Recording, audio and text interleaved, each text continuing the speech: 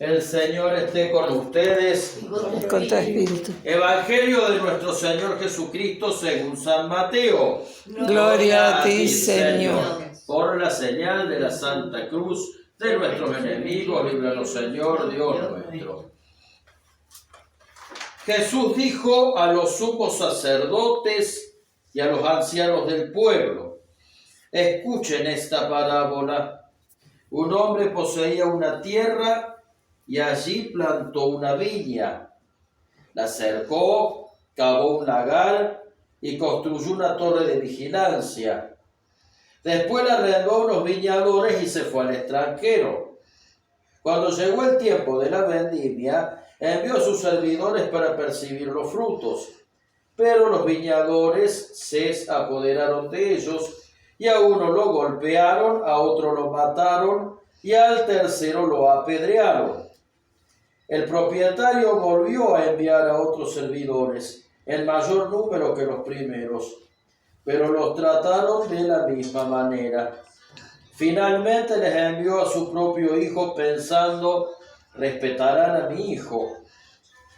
Pero al verlo los viñadores se dijeron: este es el heredero, vamos a matarlo para quedarnos con su herencia. Y apoderándose de él lo arrojaron fuera de la viña y lo mataron. Cuando vuelve el dueño, ¿qué les parece que hará con aquellos viñadores? Le respondieron: acabará con esos miserables y arrendará la viña a otros que le entregarán el fruto a su debido tiempo. Jesús agregó: ¿no han leído nunca en las Escrituras: la piedra que los constructores rechazaron ha llegado a ser la piedra angular? Esta es la obra del Señor, admirable a nuestros ojos. Por eso les digo que el reino de Dios les será quitado a ustedes para ser entregado a un pueblo que les hará producir sus frutos. Los sumos sacerdotes y los fariseos, al oír estas parábolas, comprendieron que se refería a ellos. Entonces buscaron el modo de detenerlo, pero temían a la multitud, que lo consideraba un profeta. Palabra del Señor. Gloria a ti, Señor Jesús. Que las palabras del Evangelio borren nuestros pecados. Amén.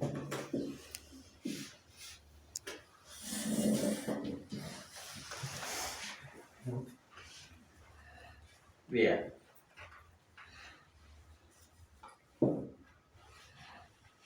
Tener una viña en el antiguo Oriente era algo que costaba mucho. Siempre todo lo que es valioso es lo que más cuesta. Unas velas de cera son más costosas que unas velas de parafina. El aceite de oliva extra virgen es más costoso que el aceite de mezcla, porque para cosechar el aceite de oliva extra virgen hay que sacar las aceitunas con la mano una por una. O sea, lo que más cuesta conseguir es lo que uno tiene como más valioso y es lo que uno cuida más, que además es escaso, es poco. Tener una viña en el antiguo Israel era difícil por las inclemencias del tiempo, por lo árido de los terrenos, por los hombres y los animales que la atacaban. O sea, costaba mucho tenerla y costaba mucho construirla. Entonces, el que armaba una viña hacía un gran esfuerzo. Acá el Evangelio nos habla de una parábola de los viñadores. Y también habla de un viñador que hizo una viña a todo trapo y obviamente con mucho esfuerzo.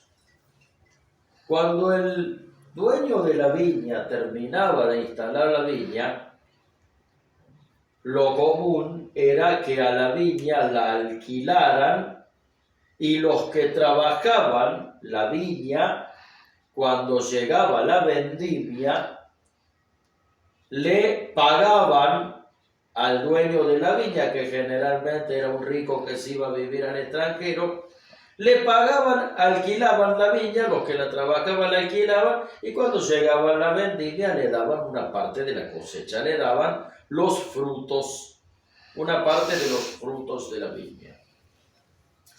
¿Qué dice el Evangelio que pasó? Que estos viñadores, que estos trabajadores de la viña lo traicionaron a su señor, porque primero manda unos emisarios para buscar el fruto de la vendimia y los matan. Mandan de nuevo otros emisarios y hacen lo mismo, y al final manda al propio hijo pensando que lo iban a respetar y terminan matando al otro hijo. Entonces le pregunta a los sacerdotes y a los fariseos, le preguntan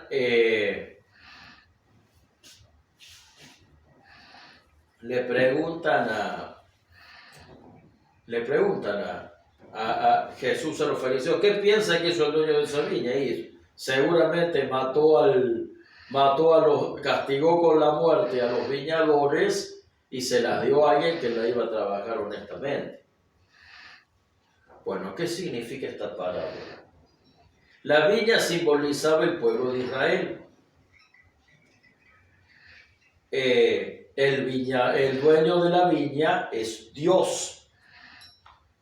Y los viñadores representaban a esas mismas personas a las que Jesús les estaba hablando, los sumos sacerdotes y los fariseos, que llegaron a matar al hijo del dueño de la viña. Que en este caso, ¿quién era el hijo del dueño de la viña? Jesús.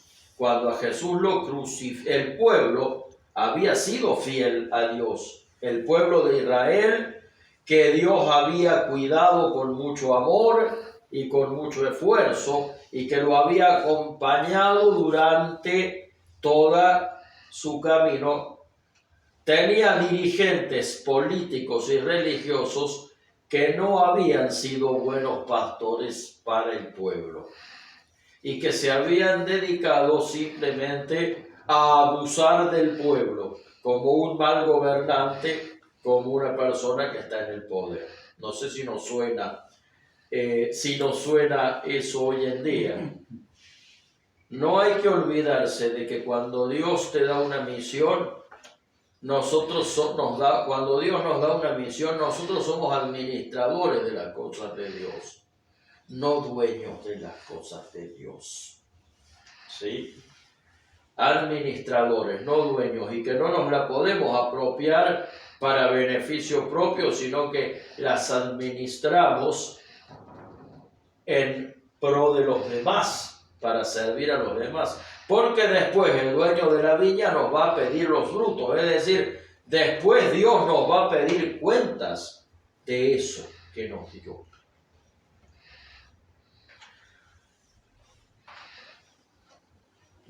Entonces, ¿qué dijo Jesús? El reino de Dios a ustedes les será quitado. Y entonces, ¿qué hace? Funda una nueva viña con nuevos viñadores. Esa viña es la iglesia, con sus pastores, con sus sacerdotes, con sus líderes. Y esa es la nueva viña del Señor. Y el nuevo pueblo de Dios es la iglesia. Todos los bautizados. La iglesia somos todas las personas que estamos bautizadas, somos el pueblo de Dios, somos los hijos de Dios, somos la iglesia. El tema es que al igual que a los que alquilan la viña, a todos Dios nos dio una misión. A algunos nos dio la misión de ser sacerdotes, a otros y a otras les dio la misión de ser religiosos y religiosas, y también cada uno de los bautizados tenemos una misión. A una madre de familia y a un padre de familia le dio la misión, por ejemplo, de criar a sus hijos en el nombre de Dios, por ejemplo. A todos Dios nos dio una partecita del reino de los cielos. ¿Qué estamos haciendo con esa partecita que nos toca? Todos tenemos la obligación moral de poner nuestro granito de arena para construir el reino de Dios. ¿Cómo estoy haciendo? ¿Lo estoy dando a los demás? ¿Estoy poniendo de mi parte para construir el reino de Dios? ¿O me estoy quedando con eso? Esa sería la primera pregunta, ¿no? ¿Qué estoy haciendo con la parte que me toca del reino de Dios? La otra es, ¿qué actitud tengo con Jesucristo? Dice que los viñadores mataron al Hijo de Dios, al Hijo del Dueño. ¿Yo qué actitud tengo con Jesús en mi vida? ¿Lo tengo siempre en mi vida? ¿Lo recibo siempre en mi vida? ¿O soy como los viñadores, que lo echan cuando no les conviene? Cuando no quiero perdonar, estoy echando a Dios de mi vida. Cuando soy soberbio y creo que me las sé todas, no estoy dejando entrar a Jesucristo en mi vida. Cuando elijo el chisme como manera de relacionarme o como manera de manchar a una persona, estoy haciendo lo mismo que hicieron los viñadores con el Hijo del Dueño. No lo estoy sacando a Jesús de mi vida, a Cristo de mi vida. Entonces lo segundo es eso, a Jesús en mi vida. Lo tengo siempre. A Jesús en mi vida, ¿lo tengo siempre o lo pongo y lo saco cuando me conviene? Entonces, primero, ¿qué hago con mi porción del reino de Dios? Con la parte que me ha tocado. ¿Le estoy haciendo dar frutos?